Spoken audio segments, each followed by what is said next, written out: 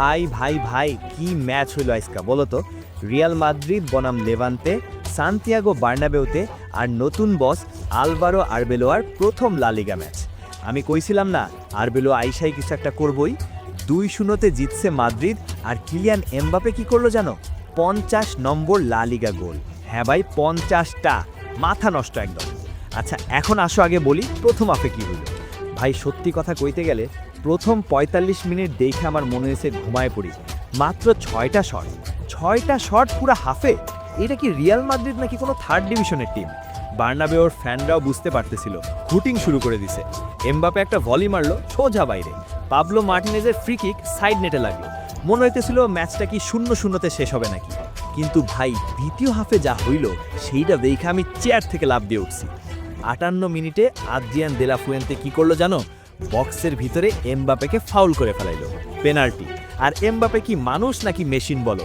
Matthew রায়ানকে একদম উল্টা দিকে পাঠায় গোল। 1-0। বার্নাবেও তখন ফাইটা পড়তেছে। এখন শুনো সবচেয়ে মজার পার্ট। 7 মিনিট পরে মানে 65 মিনিটে আর্দা গুলার কর্নার থেকে বল আসলো, আর রাউল আসেন্সিও কি হেডার মারল রে বাবা। বলটা বুলেটের মতো জালে ঠুকলো। টানা 2 হোম গেমে গোল করলো ছেলেটা। 2-0, ম্যাচ শেষ মামা। লেভান্তের আর কিচ্ছু করার নাই। আচ্ছা এখন একটু পরিসংখ্যান শোনো, মাথা ঘুরে যাবে। এমবাপে 50 লা লিগা গোল করলো মাত্র 53 ম্যাচে। 21 শতাব্দীতে দ্বিতীয় দ্রুততম। প্রথম কে জানো?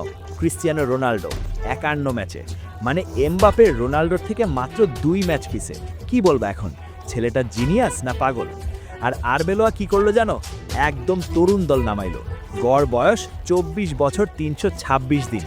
2003 সালের পর থেকে কোনো মাদ্রিদ কোচ তার প্রথম লা লিগা ম্যাচে এত তরুণ একাদশ নামায় নাই, বুঝলা?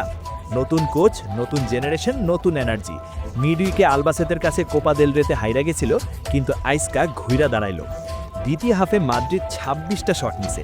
Expected goals 2.61। প্রথম হাফে ঘুমাইতেছিল, দ্বিতীয় হাফে জায়গা উঠলো একদম ভূত চড়া ঘোড়ার মতো। ফ্রাঙ্কো মাস্তানতুয়ানো ক্রস বারে মারলো। বেলিংহ্যাম আর এমবাপে থেকে রায়ান দুইটা অসাধারণ সেভ করলো। 3-0 হইতে পারতো আরামসে।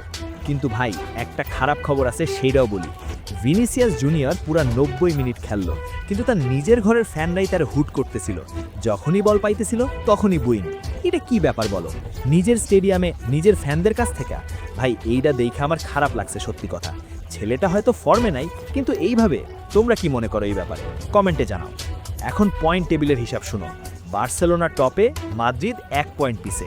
এই সিজনে মাদ্রিদ যখনই প্রথমে গোল করছে তখনই জিতছে। 14টা ম্যাচ 14টাই জিত। এইটারে কয় ক্লাচ পারফরমেন্স। যখন দরকার তখন ডেলিভার করে। আরবেলোয়ার জন্য এটা পারফেক্ট স্টার্ট। নতুন কোচ হিসেবে প্রথম লিগ ম্যাচে জিত, তরুণ দল নামায়া স্টাইল চেঞ্জ কইরা। এখন দেখার বিষয় এই মোমেন্টাম ধইরা রাখতে পারে কিনা। লা লিগার টাইটেল রেস এখন আগুন ভাই, একদম আগুন। তো ভাই আইসকার ম্যাচ থেকে কি শিখলাম? 1 নম্বর, এমবাপে এখনও ওয়ার্ল্ড ক্লাস। 2 নম্বর, আরবেলোয়া তরুণদের বিশ্বাস করে। 3 নম্বর, রিয়াল মাদ্রিদ কখনো শেষ বলে না। আর 4 নম্বর, ভিনিসিয়াসের সাপোর্ট দরকার, হেট না। এই ভিডিওটা ভালো লাগলে লাইক দিয়ে দাও, সাবস্ক্রাইব করে রাখো, আর কমেন্টে বলো তোমাদের মতে এই সিজনে লা লিগা কে জিতবে, বার্সা না মাদ্রিদ? আমি অপেক্ষায় আছি তোমাদের মতামতের জন্য। আজকে এ পর্যন্তই, আবার দেখা হবে পরের ম্যাচে। ততক্ষণে ভালো থাকো, ফুটবল দেখো, মজা করো।